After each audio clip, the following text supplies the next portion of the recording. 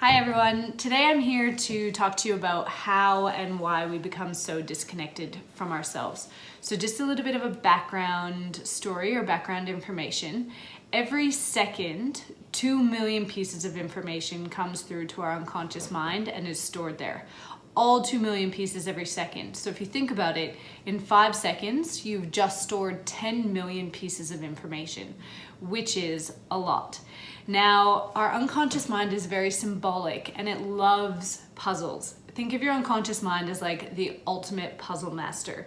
So all these 2 million pieces of information are coming in and it's putting them together to align things and to make sense of things. Our unconscious mind doesn't like having unfinished loops or not knowing information about something.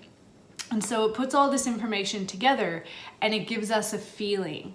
So anytime you've had this gut feeling that somebody wasn't a very good person or maybe that they were lying to you, it's because your unconscious mind behind the scenes has been putting together all these puzzle pieces and it wants to communicate with you. Now consciously, it doesn't always make sense why we get this feeling, because consciously we can only become aware of 134 pieces of information per second. So there's a quite massive gap there between 2 million and 134 pieces. And so sometimes we get these feelings and we can choose to ignore them because they don't make sense to us. But some of the information that our unconscious mind takes in, for example, is when we're talking to somebody, we pick up on the micro movements of that person's face. And so we can use that to determine if they are trustworthy or if they're somebody that we should stay away from. And so it's really important that we start learning to listen to this gut feeling that we have, or intuition. Some people like to call it their higher spirit or the universe, whatever you want to call it, we need to start listening to it. So how have we as a society become so disconnected? Well, firstly, we learn from our parents that our gut feeling is incorrect. So I'm going to give you an example.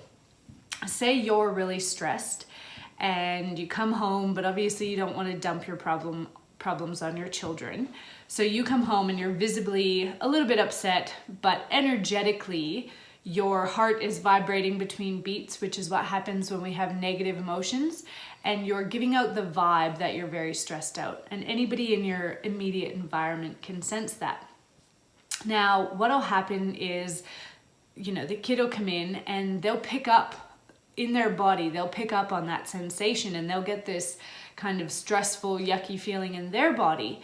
And then they can visually see that you're upset and they may ask you, oh, what's wrong? And so if you reply with a reply that I know my parents used and I've heard other parents use with their kids of, oh, nothing, I'm fine, everything's okay, then what we tell the child is that this feeling in their body is not right and we can't trust it. Now, when that happens repeatedly over time, unconsciously, we tell the child that they absolutely can't trust it and they completely disconnect from it.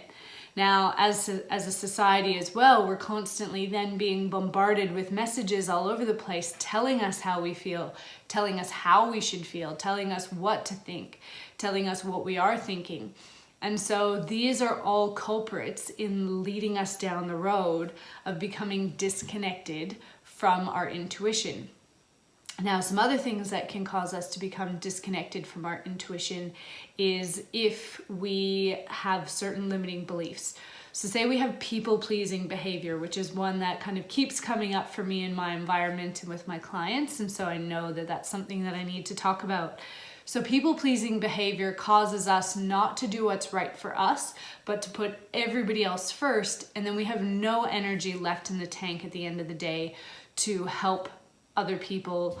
After we finish helping other people, we have no energy left in the tank to look after ourselves. I know that when I was engaged in people-pleasing behavior, I would do that all day and I would come home and I would be so tired at the end of the day, I couldn't even cook myself dinner, or I was too tired to even go have a shower or take off my makeup. And so when we engage in that people-pleasing behavior, over time, we just stop to feel what we need. We stop feeling what we need because that's extra energy or an extra commitment that we need to make that we just don't have time for. And we also tell our unconscious mind that we're not worthy of being looked after. And we're not worthy of our own love and care, so we just disconnect from it. Our unconscious mind just stops throwing up these feelings and stops giving us this information because we've told it that it's not safe for us to look after ourselves and we have to look after everyone else first. If we have perfectionist behaviors, that can also stop us from listening to our gut feeling, because being perfect, which generally links back to being liked by other people or not being criticized, that becomes more important than doing the things that we really want or that we're passionate about. Can't say no, I'm not worthy, I'm too old, I'm too young. Any of these limiting beliefs, any of your negative self-talk that you have in your head, all of that leads us to become disconnected from ourselves, which then means we're disconnected from how we feel, from what we want in life, and from what our body really needs. Now, the last culprit that I'm going to talk about in this video is convenience foods. So the food that we have around us today as well, because we're all seeking a quick fix. We don't have time to sit and make dinner from scratch anymore. So we pick convenience foods. Now, these convenience foods are filled with things that are not good for our body. And so then over time, especially if we've been eating that for our entire lifetime, we just come to think that things like depression or anxiety, feeling bloated after a meal, being tired, not sleeping well, PMS, pain or cramping during our monthly cycle for the ladies, these things are not normal. We're not meant to feel that way.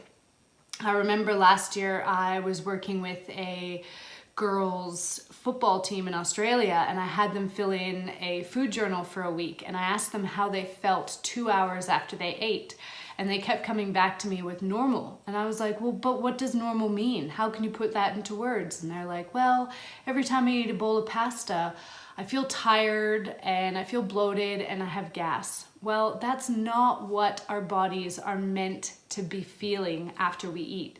After we eat foods that our body truly needs, we should have energy. We should feel light and free. There shouldn't be any of this lethargy and bloating or anxiety. None of that is normal. And all of that comes from the foods that we eat and the lifestyle that we keep up. So if you're ready to recommit to the most important person in your life, and if you're not quite sure who that is, I'm talking about you. If you're ready to recommit to yourself this year, I've got a 90-day program that's called Find Your True North, and the entire 90 days is spent reconnecting to yourself. I'll give you little weekly exercises that you can do, tips and tricks and tools that you can use, as well as meditations to listen to that will help you bring you back to yourself so that you can truly then go out and live an extraordinary life. Now, this February 19th program is a little bit special because it is just after Christmas and because I have just moved home and I'm feeling particularly grateful for my journey and what has happened on my journey so far. I'm offering this program to you at the price that you name. So you can decide what this 90-day program is worth to you. You can pay $10 or you can pay $100. So all you need to do is click on the link below and that will send you the registration form. You can fill it out. You tell me how much you want to pay. There's only 10 spots available in this program and some of the spots have already been filled up. So if you're thinking about this, if you thought about it after last week's email but you haven't contacted me yet, what are you waiting for? Stop hesitating, recommit to yourself. I promise you it'll be the best thing that you ever do. And I look forward to working with you. Have a great day.